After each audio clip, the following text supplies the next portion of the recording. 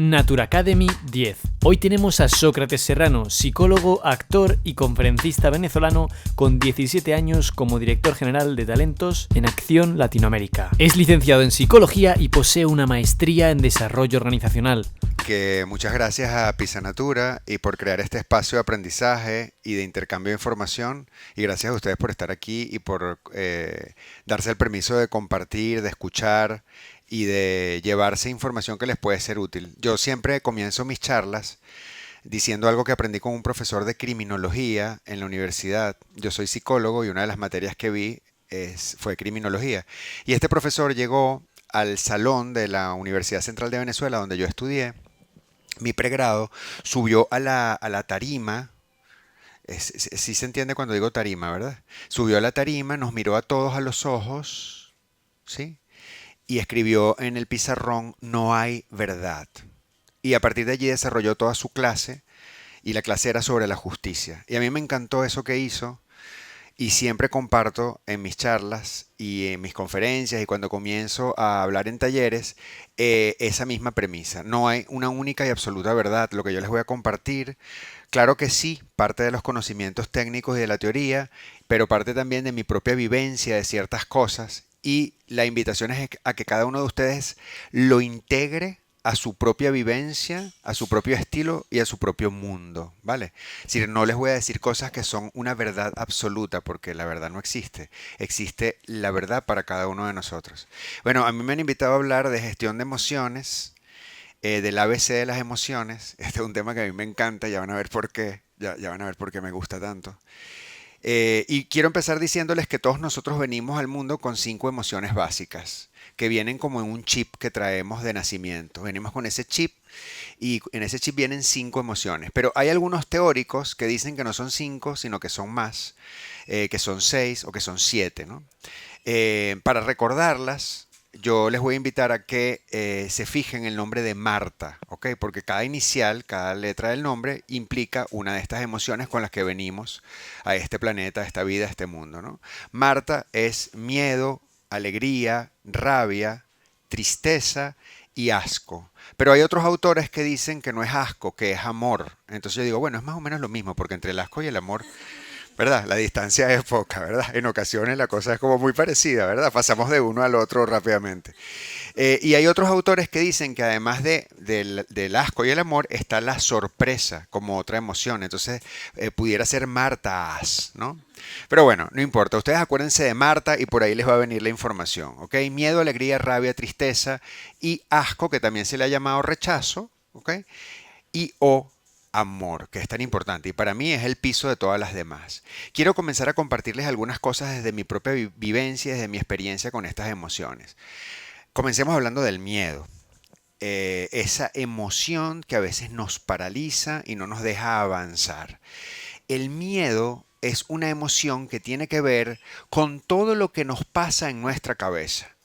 El miedo depende de la manera en que nosotros percibimos los estímulos del entorno. Si en este momento subiera por esa escalera una serpiente, una culebra, ¿sí? Probablemente algunos de ustedes se pararían bastante asustados y saldrían corriendo como pudieran, ¿verdad? Bueno, es normal porque nuestro organismo genera una reacción absolutamente lógica, se libera en nuestro organismo, en nuestro torrente sanguíneo, una serie de neurotransmisores, particularmente cortisol, se incrementa el estrés y buscamos una actitud y conducta de defensa sobre esa situación que nos amenaza en ese momento particular. Ese miedo es un miedo que está asociado a un estímulo concreto y específico. Hay un elemento que nos está amenazando en este momento. Pero el tema es cuando los miedos están mediados por nuestras cogniciones, por pensamientos intrusivos que atribuyen a esos estímulos características más fuertes de las que específicamente tienen. Y eso pasa porque nosotros somos expertos en magnificar todo lo que ocurre en nuestro ambiente. Durante la pandemia yo tuve muchos pacientes, perdón que no me presenté, soy Sócrates Serrano, psicólogo, actor y psicodramatista. Algunos me conocerán quizás como actor y algunos como psicólogo en las redes sociales. Pero bueno, les voy a hablar de mi trabajo como psicólogo en ocasiones y también como actor y por eso hice la aclaratoria. Entonces, les decía que durante la pandemia, viendo algunos pacientes, me pasó que muchos manifestaban un miedo extremo a perder su relación de pareja porque habían quedado en ciudades diferentes, en el mismo país o en países distintos, a perder sus trabajos, ¿ok? O a caer en bancarrota los que eran propietarios de negocios o los que tenían emprendimientos o negocios propios, ¿vale? Entonces, cuando analizábamos las características de ese miedo, por supuesto el otro gran miedo era el miedo a contagiarse de COVID durante la pandemia, ¿sí? Entonces, cuando analizábamos las razones de ese miedo, un poco lo que yo siempre invito a las personas que trabajan y quieren afrontar sus miedos es desmontar el miedo. ¿Cuáles son las razones específicas para que sientas este miedo? Vamos a ver, has estado en contacto con personas que tienen COVID, te has expuesto a situaciones complejas desde el punto de vista de bioseguridad, has salido de tu casa sin usar la mascarilla o mascareta, no sé cómo le dicen aquí, ¿no? ¿Has recibido alguna información de tu trabajo o alguna amenaza de que vas a salir de la empresa o de que van a hacer reducción de personal? ¿Tu pareja te ha dicho algo con respecto a que no se siente bien en el vínculo y en la relación que tiene contigo? Es decir, ¿cuáles son las razones reales de este miedo? ¿Existen o no existen? ¿Qué características les estoy atribuyendo a ese estímulo particular que me resulta amenazante en este momento? Quiero compartirles algo personal, varias cositas personales a lo largo del proceso, a lo largo de la conversación que vamos a tener. Que me gustaría que fuera una conversación, por cierto, porque yo les voy a decir muchas cosas, pero también quiero escucharlos a ustedes. Yo soy sobreviviente de cáncer. En diciembre del 2017 fui diagnosticado con un adenocarcinoma. Un adenocarcinoma es un tumor maligno. Hoy en día lo puedo decir así, sin ningún inconveniente, y comunicarlo para mí continúa siendo terapéutico, ¿vale? Pero hace 6 años, cuando fui diagnosticado, esto para mí fue una experiencia muy dolorosa y muy difícil, ¿sí? La sensación que yo experimenté en mi cuerpo cuando mis dos doctoras, mira, no es casual, estas dos sillas están vacías, esto es muy psicodramático, cuando las dos doctoras estaban sentadas frente a mí, y digo las dos porque era mi médico gastroenterólogo y su hija que también es gastroenterólogo. La mamá me había visto desde pequeñito, durante la adolescencia y después de adulto, casi toda la vida, y la hija había estudiado gastroenterología también. Entonces estaban las dos sentadas en la silla dándome el diagnóstico. La sensación que yo experimenté en mi cuerpo nunca antes la había experimentado. Cuando ellas me dijeron, tienes esto. Y yo ni siquiera sabía qué significaba. Claro, cuando tú escuchas adenocarcinoma, tú dices carcinoma, cáncer, aquí algo anda mal, ¿sí? Yo sentía que caía por un acantilado. Era como si estuviera cayendo y nunca iba a llegar al final del acantilado. Era una sensación muy particular en mi cuerpo. Y sentía yo no diría que era miedo, yo creo que la mejor manera de definirlo es un pánico muy particular que nunca había experimentado. Vértigo y ganas de vomitar, todo al mismo tiempo, ¿sí? Entonces, la primera pregunta que le hice fue, ¿qué va a pasar conmigo? ¿Y qué me puede pasar? Entonces ella me dijo, bueno, lo que va a pasar contigo es que tienes que someterte a un tratamiento a partir de ahora mismo y tienes que empezar lo antes posible y el pronóstico no lo sabemos hasta que no evaluemos cómo avanzas en el tratamiento, ¿ok? Yo puedo definir miedo a partir de la sensación que experimenté en ese momento y para mí es mi parámetro máximo de haber experimentado miedo en mi vida, ¿sí? Yo a partir de ahí comencé a informarme, porque yo soy muy preguntón y por eso les decía al principio que a mí me encanta y yo soy muy orientado al conocimiento y al aprendizaje. Yo empecé a preguntarle a muchas personas, a médicos, a gente de confianza, en qué consistía lo que yo tenía y cómo iba a ser ese proceso de evolución y cómo iba a ser el tratamiento y qué iba a pasar conmigo. Y poco a poco, por supuesto, fui gestionando ese pánico, ese miedo con mucha información, ¿sí? Entonces, una de las cosas que entendí fue que había una probabilidad muy baja de que ese adenocarcinoma significara que yo iba a morir. Es decir, había una probabilidad muy pequeña de que muriera, pero había una probabilidad muy grande de que quedara incapacitado. ¿Sí? Entonces mi miedo se transformó. ya no era miedo a morir, ahora era miedo a quedar incapacitado. Y yo le tenía más miedo a quedar incapacitado, porque yo decía, ¿cómo voy a hacer para actuar, para hacer mi trabajo como tallerista, facilitador, consultor en las empresas? Yo siempre he sido una persona muy activa, de mucho movimiento, siempre hago muchas cosas. ¿Y qué va a pasar conmigo si quedo incapacitado? Eso me atemorizaba muchísimo. Entonces el miedo comenzó a tener un matiz diferente. Cuando yo empecé a ir donde mi médico me fue explicando en qué iba a consistir el procedimiento que él iba a estar empleando. Hubo un momento clave en el proceso donde después de hacerme un montón de exámenes, había dos caminos. Él me dijo, mira, Sócrates, tenemos que hacerte una evaluación. Ya te hicimos todas las evaluaciones, ahora te vamos a hacer una evaluación física. En este momento vas a pasar al cuartito de al lado. Estábamos en su escritorio, en el consultorio, pero al lado de un cuartito de diagnóstico. Vas a pasar al cuartito al lado, te vas a poner la bata que está ahí y me vas a esperar. Te voy a hacer un examen físico y de ese examen físico depende si vamos a tomar el camino A del tratamiento o vamos a tomar el camino B del tratamiento. ¿Ok?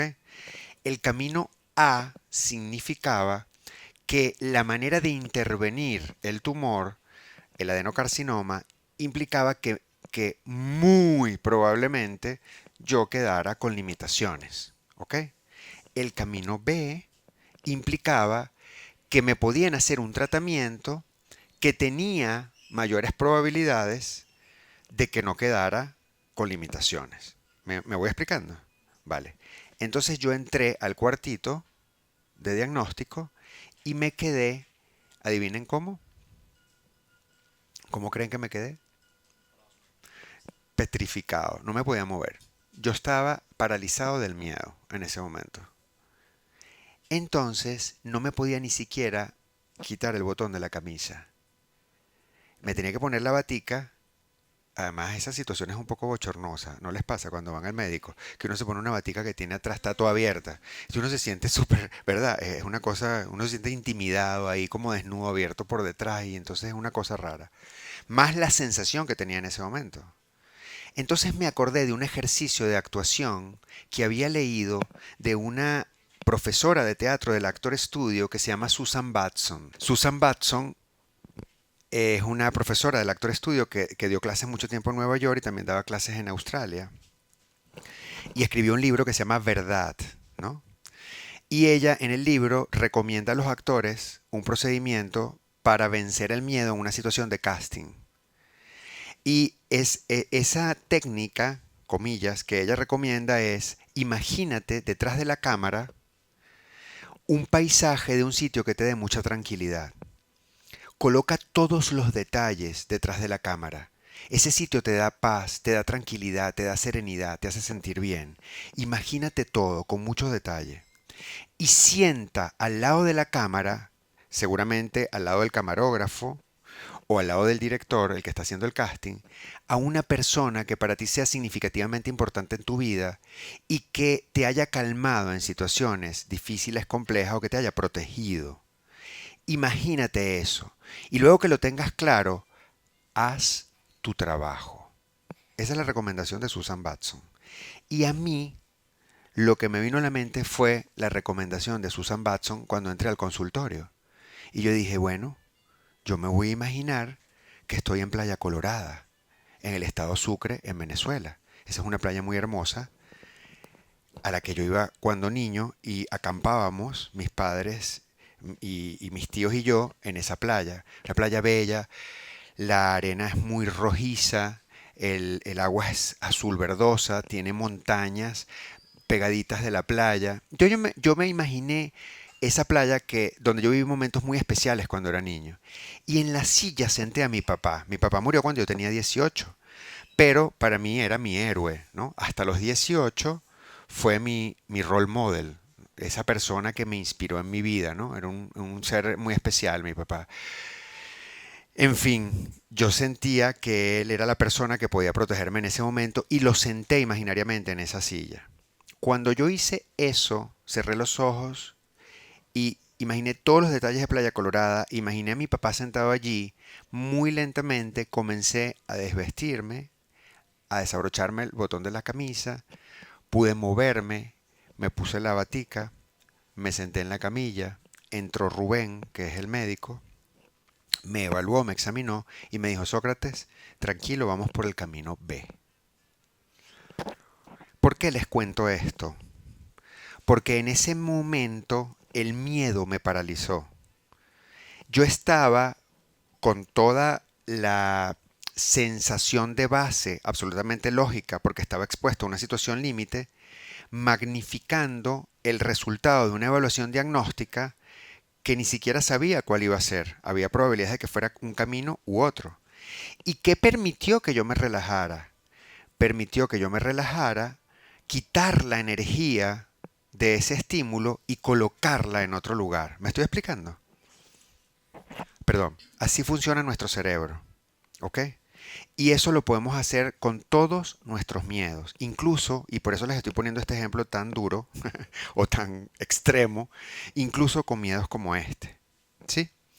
Porque nuestro cerebro le atribuye a ese estímulo, que puede ser amenazante, esas características y las incrementa. Pero si yo logro colocar mi energía en otro lugar, si yo logro analizar cuál es la característica específica que realmente me amenaza y la probabilidad de esa amenaza, yo logro gestionar la emoción y logro manejarme desde la interacción con esa situación difícil. ¿Sí? Perdón. Entonces, algo muy importante con respecto al miedo es, no se olviden nunca, que el miedo depende de qué le atribuyo yo a ese estímulo que me amenaza. Cuando ustedes sientan miedo por algo, acuérdense de una premisa fundamental. Las emociones son humo. Lo que nosotros sentimos en el momento puede ser que nos haga sentir, que nos ponga en una situación incómoda. Pero realmente, nada de lo que nos imaginamos, apenas a veces un 10% o un 8% es lo que termina ocurriendo. El resto es nuestra mente magnificando esa situación atemorizante. Por eso es que la invitación siempre es a hacer lo que tengamos que hacer integrando el miedo en nuestras vidas, porque el miedo nunca va a desaparecer. Y por cierto, a veces es necesario. Hay autores que definen el estrés, los diferentes niveles de estrés de diferentes formas, y una de ellas es hablando del famoso estrés óptimo, que es esa carga de estrés que necesito para impulsarme a hacer las cosas que tengo que hacer. Nosotros los actores, antes de salir al escenario, generalmente sentimos una cosa aquí muy particular, y justo cuando se va a abrir el telón, que hay el anuncio de la sala, ese anuncio que habla de las normativas y dice, bueno, apaguen los celulares, concéntrense y toda esta historia, es justo ese momento donde yo particularmente como actor digo, ¿por qué yo no estoy en mi casa viendo la televisión? ¿Por qué yo no estoy viendo Netflix? ¿Porque quién me mandó a mí a meterme en esto? Justo ahora la sala está llena de gente y se va a abrir el telón. Y el corazón se me sale por la boca. Pero yo, cuando se abre el telón, salgo y con miedo hago la función. Y el miedo se comienza a desvanecer, no desaparece, comienza a bajar su intensidad y empiezan a aparecer otras sensaciones y emociones que se conectan con lo que está ocurriendo en ese momento. En la vida pasa lo mismo. Entonces, muy importante, dos sugerencias o reflexiones o regalos que les quiero hacer con respecto al tema del miedo. Pregúntense siempre qué tan amenazante es eso que ustedes creen que los está amenazando. Busquen toda la información que puedan y luego coloquen su energía en otro lugar y hagan lo que tengan que hacer con el miedo. Intégrenlo, fluyan con el miedo y sigan adelante, ¿sí? El 95% o el 90% de las cosas que creemos que van a pasar porque nos sentimos atemorizados no ocurren. Eso es muy importante, ¿de acuerdo? Eso con respecto al miedo.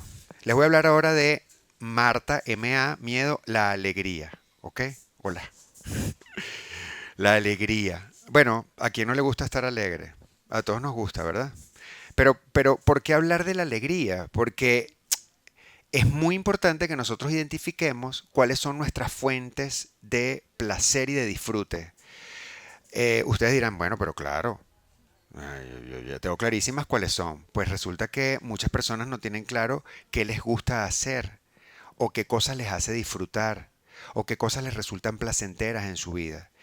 ¿Y por qué es tan importante? Porque vivimos en una sociedad que nos va llevando por un carril muy estrecho de producir, producir, producir, hacer, hacer, hacer y satisfacer las necesidades de lo que los demás quieren que pase, más allá de lo que yo realmente quiero que ocurra. ¿Sí? Entonces, en la pandemia hubo un gran quiebre porque muchas personas que se vieron encerradas en sus casas no sabían qué cosas les generaba bienestar estando consigo mismas, más allá de ver muchas series por streaming o bueno, pues hacer juegos, digamos, de casa con las personas que estaban conviviendo con otras personas, ¿sí? Cuando nos metemos en rutinas de trabajo muy exigentes, lo que nos pasa generalmente en ese momento es que nos olvidamos de esos espacios de placer, de disfrute. Y resulta que es que fisiológicamente son fundamentales.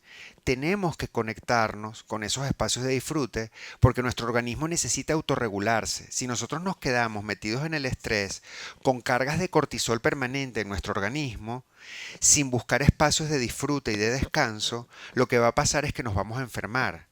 Porque ¿qué es lo que recibe nuestro cuerpo como mensaje cuando le lanzamos cortisol y estamos estresados, buscando producir resultados o estamos alterados? Esa carga de cortisol en nuestro organismo lo que hace es generar a la larga enfermedades, una serie de manifestaciones psicosomáticas que se transforman a mediano o largo plazo en enfermedades crónicas. Entonces comienzan a haber problemas del sueño, comienzan a haber problemas estomacales, comenzamos a tener dificultades para vincularnos y relacionarnos con las otras personas porque estamos sensibles, estamos alterados, perdemos nuestro centro. Entonces es sumamente importante hacer un inventario de cuáles son las cosas que a mí realmente me generan bienestar, alegría y paz. ¿Cuáles son las personas que me conectan con esas emociones? Y una pregunta importantísima es, dentro de mi balance en la semana, ¿qué tiempo empleo para esas actividades y qué tiempo empleo para mí? Hay un fantasma y un monstruo que siempre aparece cuando hablamos de buscar momentos para el disfrute y la alegría, que se llama culpa. Yo últimamente he trabajado con muchos grupos de mujeres, muchos grupos femeninos, perdón. He tenido esa fortuna, por cierto. Y siempre aparece el fantasma de la culpa vinculado al tema de ser madre, ¿no? Entonces muchas de ellas me dicen es que yo siento mucha culpa de hacer las cosas que me gusta hacer porque es que me tengo que ocupar de mis hijos, pero además me tengo que ocupar de mi esposo, pero además tengo un rol profesional, ¿no? Entonces, si hago lo que me gusta, me siento culpable porque siento que estoy dejando de satisfacer las necesidades de mi hijo o de mi familia. Entonces es muy contradictorio esto, ¿no?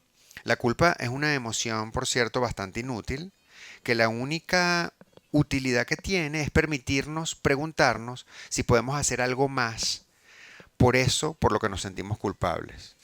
Esa es la única función de la culpa. Si nosotros nos preguntamos si podemos hacer algo más y realmente lo podemos hacer, pues bien, check, lo hacemos. Si no, lo que debemos hacer es asumir la responsabilidad de eso por lo que nos sentimos culpables. Entonces, no se sientan culpables por buscar espacios de disfrute, de bienestar, de conexión positiva emocional, porque lo que están haciendo es multiplicar espacios de salud. Mientras más alegría haya en sus vidas, mayor bienestar van a tener con ustedes y con los que les rodean. Entonces es muy importante identificar qué los hace alegres. Hay una filósofa americana que quizás la habrán escuchado, se llama Elizabeth Esfahani. Ella dice que en lugar de hablar de felicidad, es preferible hablar de sentido de la vida, ¿ok? Porque ella dice que la felicidad es muy fugaz, que son solamente momenticos y que es preferible que definamos cuál es el sentido por el cual estamos aquí, que cada uno de nosotros ubique ese sentido. Entonces ella habla de 4 pilares fundamentales de lo que significa tener sentido y por ahí desarrolla su teoría que es bastante interesante. Es una referencia muy poderosa que pueden consultar luego, Elizabeth Esfahani, porque eso que nosotros llamamos felicidad y que por cierto por aquí se ha malentendido por las redes sociales, es muy fugaz. Y realmente el verdadero bienestar tiene que ver con el sentido que le damos a nuestra vida. ¿Sí? Entonces, miedo, alegría. Les voy a hablar ahora de la rabia. La rabia, yo la bauticé, la rebauticé de una manera muy particular. Yo a la rabia le llamé la emoción maleducada. ¿Sí? ¿Por qué creen que la llamé la emoción maleducada? ¿Por qué creen? Les hago esa pregunta mientras tomo agua.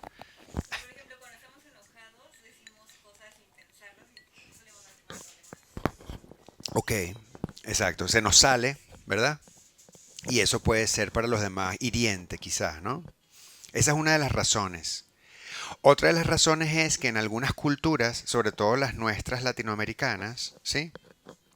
Nos han enseñado que una frase que es como una especie de mantra, que es calladito te ves más bonito, ¿verdad? Porque si tú te sientes molesto, es preferible que te tragues esa molestia, que no la compartas, porque eso es muy feo. Eso de que tú llegues aquí y digas, bueno, pero ¿cómo es eso que hay una música puesta y me está interrumpiendo? Entonces yo, ah, es una falta de respeto, Jaime. ¿Cómo es posible? Y armo un rollo y entonces digo, no, no, no hagas eso es una mala educación, tú eres un expositor que te invitaron a dar una charla, esa gente que va a pensar, eso es una falta de respeto. ¿Cómo vas a decir? No, no, no, calladito te ves más bonito, ¿ok? Pues resulta que existe algo que se llama asertividad. Y yo puedo asertivamente comunicar y decir eso que me molesta para poder modificar una situación particular. Yo le llamo la emoción maleducada porque como nos enseñan a que expresarla no está bien, yo la voy guardando y la voy guardando y la voy guardando, pero resulta que es como una especie de bolsa que tiene una capacidad particular. Es como un globo, que lo inflo, lo inflo, lo inflo, lo lleno de aire y llega un momento en que el globo revienta. Y cuando el globo revienta, agárrense, como decimos en Venezuela, ¿sí? Porque se va cargando de esa energía. Entonces, la rabia es una emoción fundamental, porque la rabia nos permite drenar una frustración. Tiene que ver la mayoría de las veces con espacios de frustración. ¿Qué pasa con la rabia? Claro, que la rabia puede atropellar a otras personas. Por eso es que yo debo de gestionarla de la mejor manera posible. ¿Y cómo puedo aprender a gestionarla? Hay dos autores que nos han regalado conocimientos muy interesantes y uno de ellos nos regaló un descubrimiento muy interesante que es la famosa amígdala, pero no las que tenemos acá, sino la que está aquí en la parte anteroposterior de nuestro cerebro, ¿no? Estos señores se llaman David Goleman y Richard Boyastis. Probablemente han escuchado hablar de ellos porque David Goleman escribió varios libros sobre inteligencia emocional en las empresas, ¿vale? Entonces, ¿qué dicen ellos? Ellos dicen que todos nosotros somos susceptibles de sufrir lo que se ha llamado un ataque a la amígdala. ¿Ok? ¿Qué es un ataque a la amígdala? Un ataque a la amígdala es esa explosión cuando la bomba revienta. Que no sabemos de dónde viene, pero perdemos por completo el control. Y entonces armamos un escándalo. Pero bueno, chicos, ¿cómo es posible que esa música, justo cuando yo estoy hablando aquí, yo me voy? Y entonces yo salgo por ahí y me voy.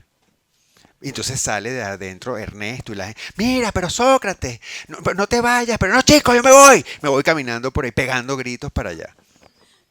¿Sí? Eso es un ataque a la amígdala. Bueno, pudiera ser peor. Porque pudiera insultar a la gente de aquí, formar un escándalo y tal y cual.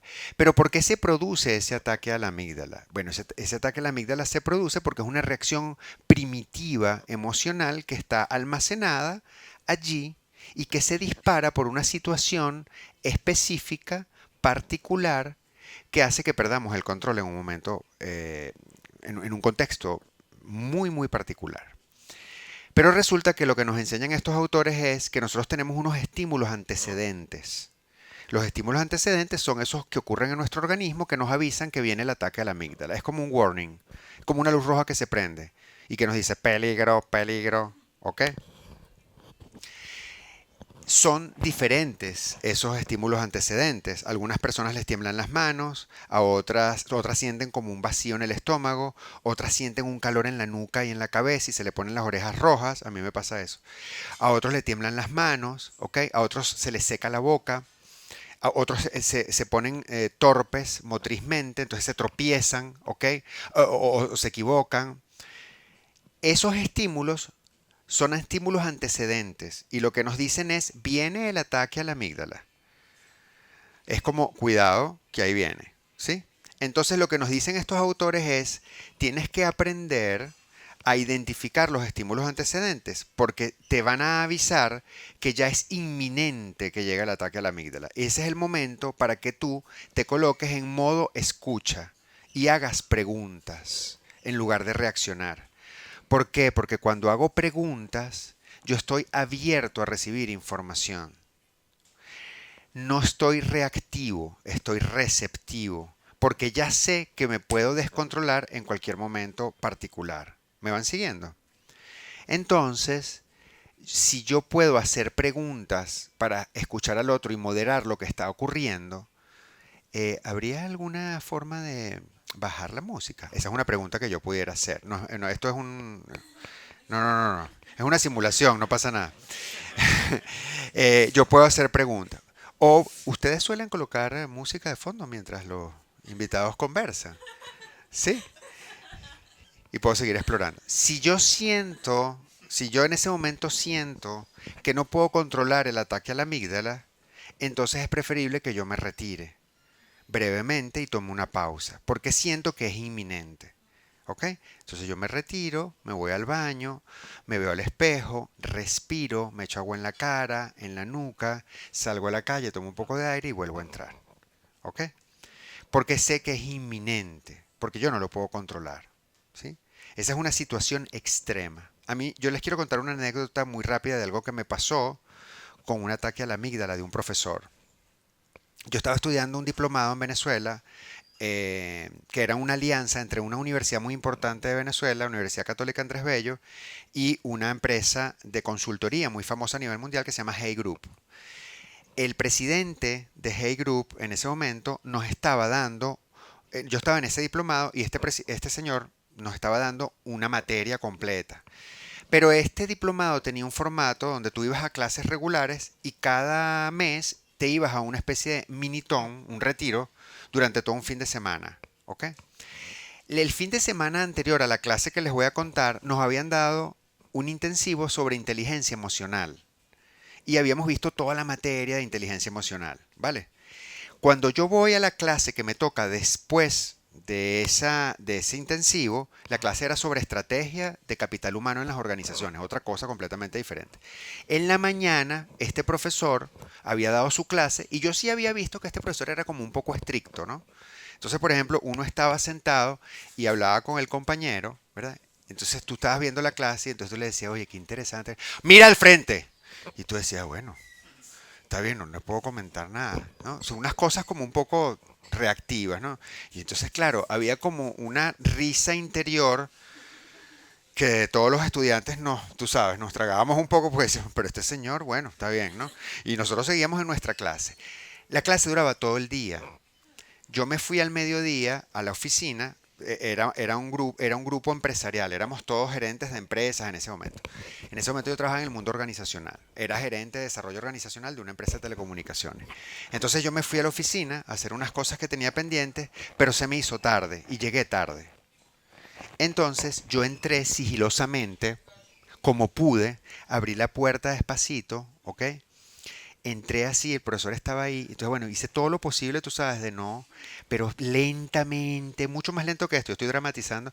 Yo me senté, pero así, buscando no hacer ruido, así despacito, ¿verdad?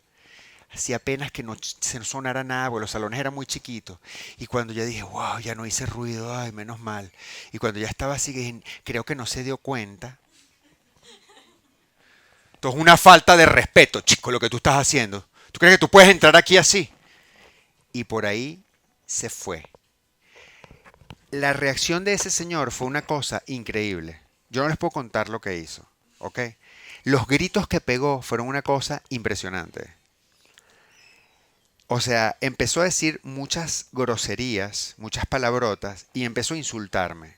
Me dijo que si yo pensaba que eso era un colegio, que yo podía hacer lo que me diera la gana, que esto eran unas clases de un diplomado, que yo le estaba faltando el respeto a todos mis compañeros, que todas las intervenciones, pues yo había intervenido en la mañana varias veces, todas las intervenciones, y se calificaba por intervenciones y los exámenes y la cosa, todas las intervenciones están canceladas.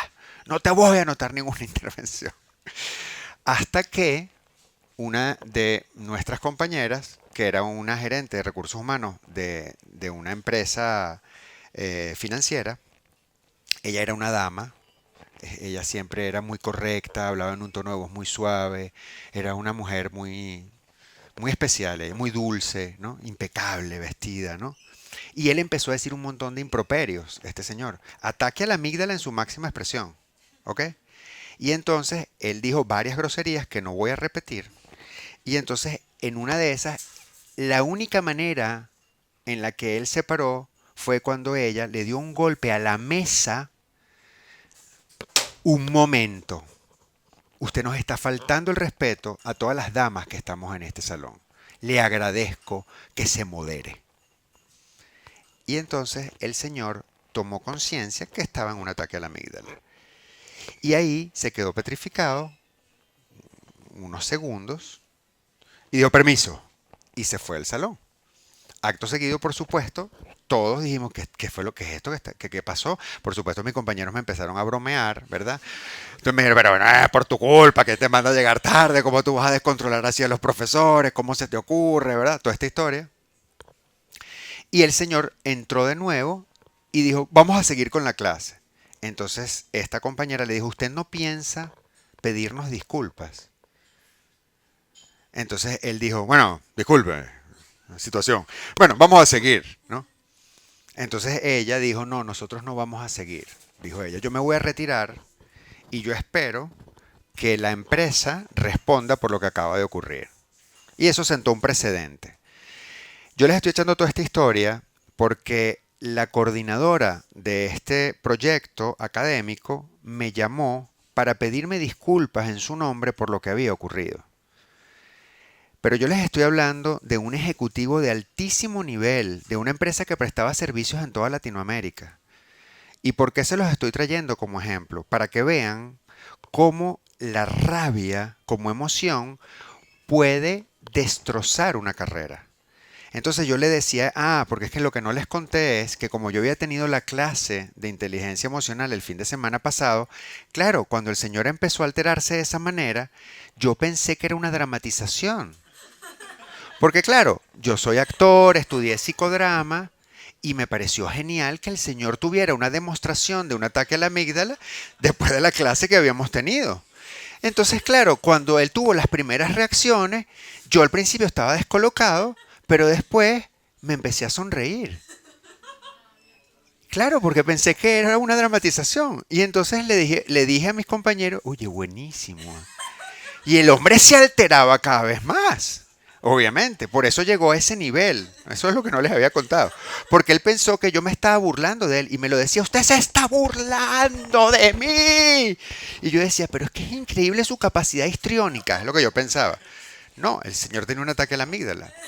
Entonces lo que yo le dije a esta persona fue, a la coordinadora fue, pero es que yo no me podía creer lo que estaba pasando porque ustedes nos acaban de dar una clase fantástica sobre inteligencia emocional el fin de semana pasado. Entonces ella me dijo, sí, Sócrates, me dijo, ese es el gran problema que tenemos con él. Estamos apenadísimos. Todos los negocios maravillosos que consigue por un lado, los destroza por el otro.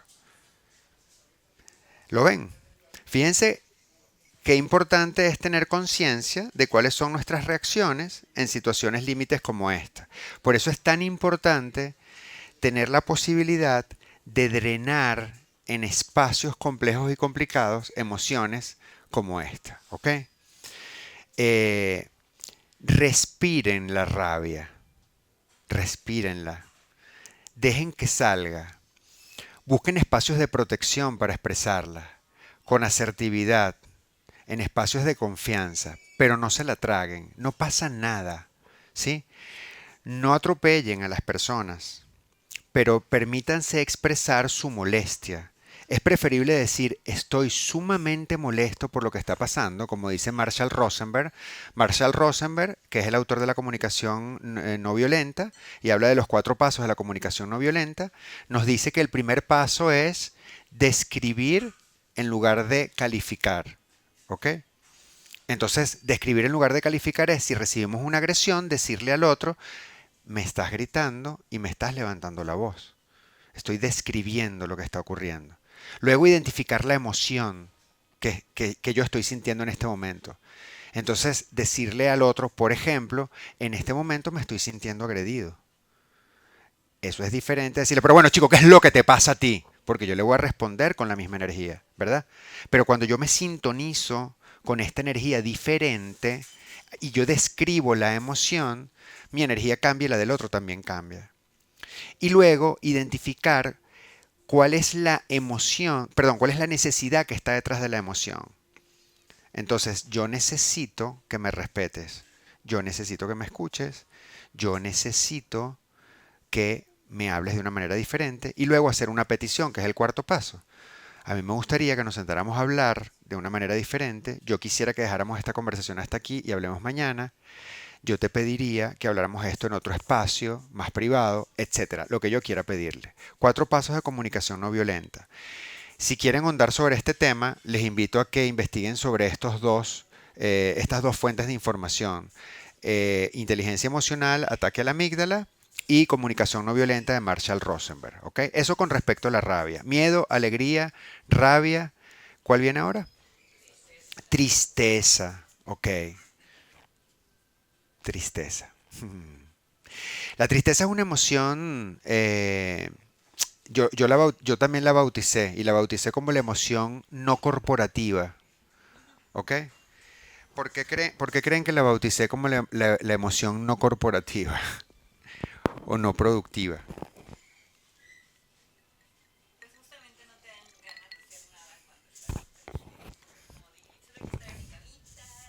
Claro, claro. ¿Cuál es tu nombre?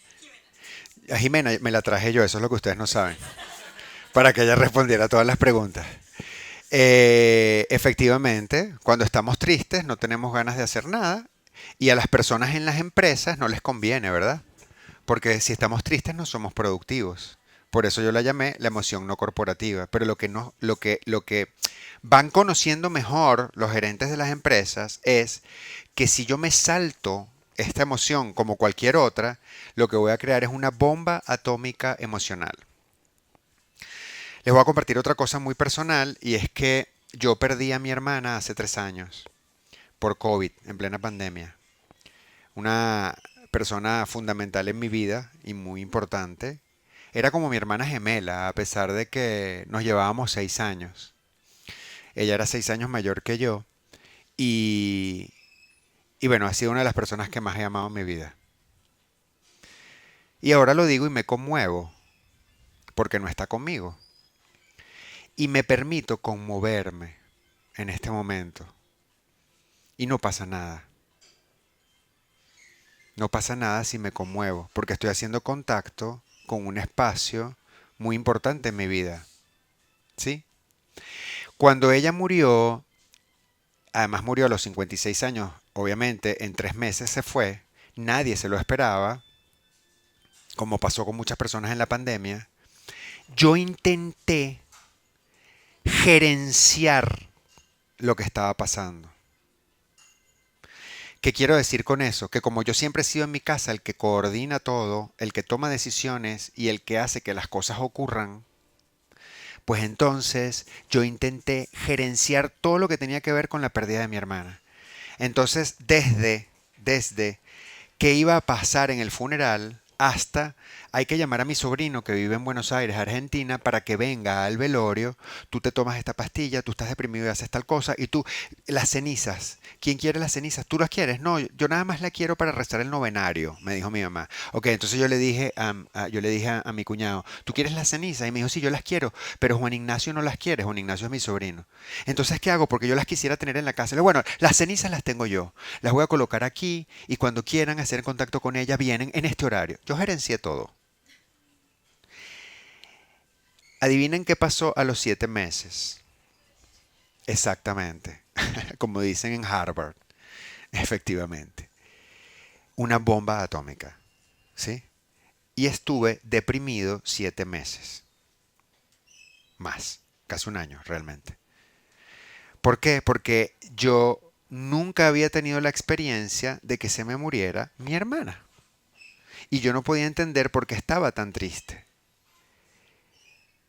Estuve en un proceso de duelo durante casi un año, tratando de entender por qué sentía que no tenía ilusión para vivir. La tristeza no podía ser más profunda, ¿sí? Y yo trataba de escapar de ella. Y luego me di cuenta que tenía que transitarla. Era la única manera, ¿sí? Y cuando empecé a transitar la tristeza, lo único que me daba calma y paz eran 2 cosas. 3. Caminar o correr. Y en esa época corrí más que Forrest Gump, personaje este de Tom Hanks. Estar en contacto con espacios verdes, con espacios naturales, me daba mucha contención, me sentía muy consolado. Y, bueno, por supuesto el apoyo de los amigos y de la gente querida. ¿Ok? Allí fue que entendí que tenía que meterme y transitar la emoción. ¿Y eso qué significa? Llorar la pérdida, hablar de la dificultad, de la tristeza, elaborarla. Los argentinos lo usan como verbo. Ellos dicen duelar. ¿Ok? Tú le preguntas y dicen, no, viste, che, que yo estoy duelando todavía. Y claro, no, sigo duelando, ¿eh? Duelar. Me parece hermoso, por cierto. Es un verbo.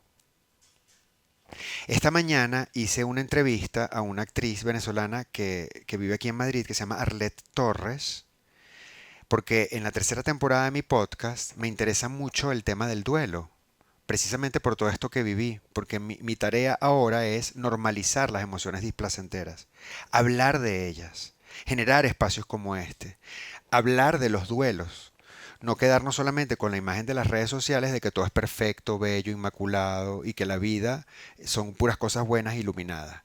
Porque, ¿qué es lo que pasa después? Que no aprendemos a gestionar las frustraciones. Y esta mañana, una de las preguntas del podcast, te paso ese adelanto, porque aquí tengo una potencial entrevistada. Una de las preguntas es, ¿cuál es el duelo más importante que has vivido en tu vida? Y me encantó que Arlette esta mañana me dijo, wow, ¿te puedo nombrar varios? Y yo le dije, sí, todos los que quieras. Y me nombró como 5. Y después de que me nombró 5, me dijo, ah, bueno, y no te he hablado de las rupturas amorosas, que esos son, madre mía, me dijo. ¿Sí?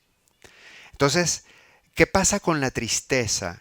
Que es una emoción fundamental. ¿Para qué está allí? Para traernos a la tierra y permitirnos procesar. Hay un principio psicológico básico. La rabia moviliza, la tristeza paraliza. ¿Ok? Pero ¿por qué paraliza? ¿Por qué aquieta?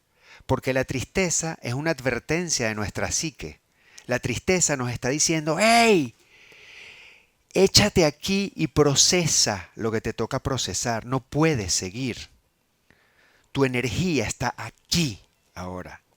Quédate ahí procesando. Eso es lo que hace la tristeza. ¿Sí? Entonces, cuando ustedes se sientan tristes, no traten de pasar por encima de ella, a pesar de lo que ustedes reciben, por cierto, de las personas que los rodean, que generalmente le dicen, no, levántate, vamos a bailar salsa, vamos al festival de no sé qué tal, camínate por el Parque del Retiro, no, vamos a correr, vamos a la discoteca, ¿sí? Y entonces la tristeza se va allí, ¿no? Va creciendo, no proceso lo que tengo que procesar y estalla y explota. Hay una estadística interesantísima de lo que le pasa a las mujeres en las depresiones posparto. Generalmente los duelos posparto, las depresiones posparto, obviamente son originadas por todo el cambio hormonal que vive la mujer, por todas las transformaciones orgánicas que ocurren con el nacimiento del niño. Pero la vivencia es de tristezas retroactivas que generalmente no han sido procesadas, que están acumuladas allí, ¿sí? Entonces imagínense ustedes la bomba atómica, si yo tengo como 5 materias pendientes de tristeza que no he duelado. Entonces dense el permiso, no le tengan miedo a la tristeza. No les va a pasar nada. Se los juro. Yo sentía que mi vida no tenía sentido. Y miren dónde estoy ahora hablando con ustedes. ¿Vale? Y vaya que lo tiene. ¿Sí? Vaya que lo tiene. Y yo siento que a mí me falta un brazo. Porque mi hermana no está. Pero yo estoy aprendiendo a vivir sin ese brazo. No va a volver el brazo. Ella es insustituible para mí, en mis afectos. Pero mi vida sigue. Y esa tristeza me permitió avanzar. Y a veces vuelve a aparecer de una manera contundente. Y yo la recibo porque viene a decirme cosas. Entonces la convierto en una aliada. ¿Me estoy explicando? Miedo, alegría, rabia, tristeza. ¿Y cuál me falta para cerrar? Amor, asco, asco, amor, asco amoroso. El asco también se entiende como el rechazo, ¿no? El rechazo que tenemos ante ciertas cosas que no sabemos por qué. No sabemos por qué está ahí. Bueno, el asco puede ser algo muy primitivo y muy básico, obviamente, como el asco que sienten los niños ante ciertos olores o ciertos sabores, ¿verdad? Entonces es una reacción instintiva básica, o puede ser aprendida también. Yo puedo asociar algún elemento con el tema del asco. El tema del asco es, el rechazo es que yo pueda discriminar qué elemento tiene más emocional primitivo y qué elemento tiene más aprendido desde el punto de vista de mi historia de vida particular. ¿Ok? Eso es lo que pasa con el asco. Es decir, cómo yo puedo aprender que es un elemento que tiene que ver con alguna experiencia que me causó esa impronta negativa. ¿Ok? Yo siempre cuento la anécdota de que cuando yo estaba estudiando psicología, había una materia muy difícil que se llamaba psicología experimental, que era como una pretesis, era en sexto semestre de la carrera y había que hacer un trabajo de grado. Y había que entregar el trabajo de grado, digamos, ese trabajo como si fuera una tesis, ¿ok? Y la noche en que nos quedamos haciendo el trabajo de grado, en casa de una amiga, la mamá de nuestra amiga, éramos un grupo de 4 personas, para consentirnos, nos hizo una ensalada de pulpo a la vinagreta. Y yo estuve en el baño 4 días con la ensalada de pulpo a la vinagreta. Yo no puedo oler el pulpo a la vinagreta. El asco que siento traspasa fronteras. ¡Ay, qué bueno! ¡Qué maravilla! Bueno, pero yo ahorita estuve en Coruña y comí varias veces pulpo a la gallega. Ese no me da nada de asco. Ese me encanta. Esa fuera la gallega. Pero, ¿por qué les digo esto? Porque esa experiencia, en un momento muy particular de mucha exigencia en mi vida, negativa, yo la asocié con el malestar que me produjo el pulpo a la vinagreta. Entonces, ¿qué cosas son aprendidas y qué cosas son realmente instintivas? ¿Y qué cosas inconscientes están en ese rechazo que yo puedo tener hacia otras personas? ¿Ok? Y bueno, finalmente el amor, ¿qué hablar del amor, no? Es decir, el amor es el motor que hace que nosotros todos los días hacemos las cosas que hacemos, ¿sí? El amor es la energía que hace que nos desplacemos de cosas que nos parecían imposibles y que las hagamos posibles, ¿sí? Pero no estoy hablando aquí solamente del amor de pareja, del enamoramiento hacia otras personas, ¿no? Del amor que podemos sentir por otras personas. Estoy hablando del amor propio como energía que nos impulsa a nosotros mismos, ¿no? Entonces aquí la pregunta es, ¿qué tanto nos amamos a nosotros? Esa es una pregunta casi que de una sesión de psicoterapia. ¿Qué tanto nos amamos y cómo demostramos ese amor hacia nosotros mismos en el día a día? ¿Qué tanto nos escuchamos a nosotros? ¿Qué tanto nos preocupamos por nuestro bienestar, por nuestro equilibrio, por nuestra salud? ¿sí? Son preguntas fundamentales con respecto a esto. Porque no nos damos cuenta y muchas veces generamos patrones de comportamiento que son autodestructivos o autolesionantes. O a veces creemos falsamente que por amor hacemos algunas cosas hacia los demás donde renunciamos a principios básicos de nosotros mismos y a necesidades básicas de nosotros mismos para complacer a otras personas. ¿Sí? Acabo de ver un paciente esta tarde online que acaba de terminar, una chica que acaba de terminar una relación con su pareja, y me decía que ella se dio cuenta que ella había permitido muchas cosas por amor. Entonces yo le decía, ¿por amor a quién? ¿No? Y me dijo, es que ya no pude más, ya no soporté más. Llegó un momento en que ya llegó al límite. Y le dije, ok, ¿y a quién estabas amando cuando tomaste esa decisión? A él. Lo amaba a él. Por eso hacía todo lo que hacía. ¿Y qué pasa con tu amor propio? Porque tú no eras importante en ese momento. Entonces, es importante que discriminemos. Es muy fácil caer en la trampa de yo hago esto para ti por amor. ¿Ok? ¿Qué pasa conmigo? ¿Cuáles son mis necesidades más allá de mis carencias? ¿Cuáles son mis necesidades más auténticas? ¿Y cómo yo puedo construir un espacio, primero de amor propio hacia mí mismo y luego de ese amor hacia las demás personas? Yo sé que esto tiene un tiempo limitado y que ya Verónica se sentó ahí, como en una señal de que tenemos que cerrar, ¿no? Pero yo quisiera abrir un pequeño espacio, si ustedes tienen alguna pregunta o quieren compartir algo o quieren mencionar algo con respecto al tema de la gestión de las emociones, abrir unos minutos para escucharlos o para responderles lo que les pueda responder.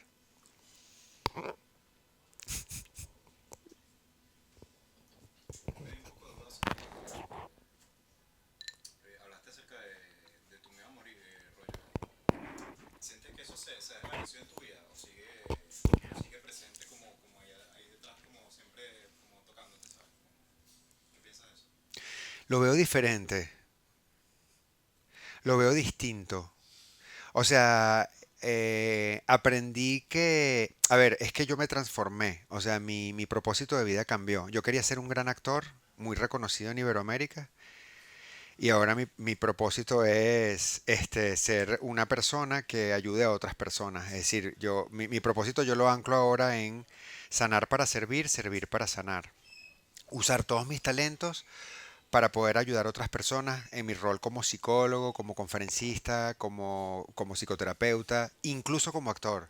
Como no vivo de la actuación, afortunadamente, y digo afortunadamente ahora, antes decía, ¿por qué no vivo de la actuación? Como no vivo de la actuación, afortunadamente puedo escoger mis personajes. Y ahora me interesa mucho escoger personajes que puedan ayudar, que puedan dar un mensaje a otras personas, que tengan un discurso. No me interesan los personajes vacíos o los del humor fácil, no me interesan. O sea, mi propósito ahora es ayudar a otros. Entonces, claro, como mi vida, mi propósito de vida cambió, esto es más complejo de lo que acabo de decir, pero es como el resumen. Tener la muerte cerca es revelador. Te muestra,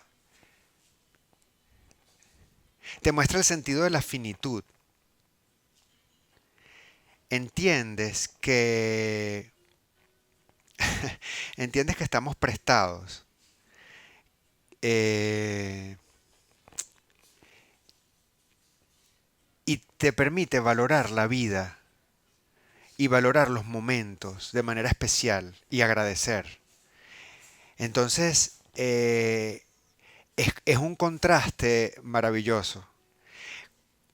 Obviamente, siempre hay un miedo a un espacio desconocido y a perder las cosas que te generan placer, pero entender que la muerte forma parte del ciclo de la vida, y cuando hablo de la muerte no hablo de que el corazón deje de latir solamente, sino de todas las cosas que se acaban de manera cíclica, porque somos ciclos, las cosas se acaban. Yo acabo de terminar una relación de pareja y en este viaje me lo confirmaron. O sea que, bienvenido otro guayabito. Eso forma parte del ciclo, ¿sí? Es un tipo de muerte. Cada duelo es una muerte y nuestra vida está llena de duelos. Ahora, depende de nosotros cómo los vivimos y los transformamos para hacer contraste con las cosas que realmente nos conectan con otras posibilidades, ¿sí? Forma parte de un ciclo, es lo que te pudiera decir.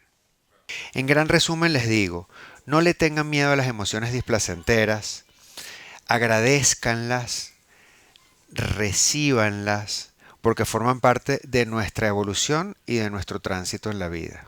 ¿Ok? Bueno, muchas gracias. Gracias por estar aquí. Gracias a ustedes.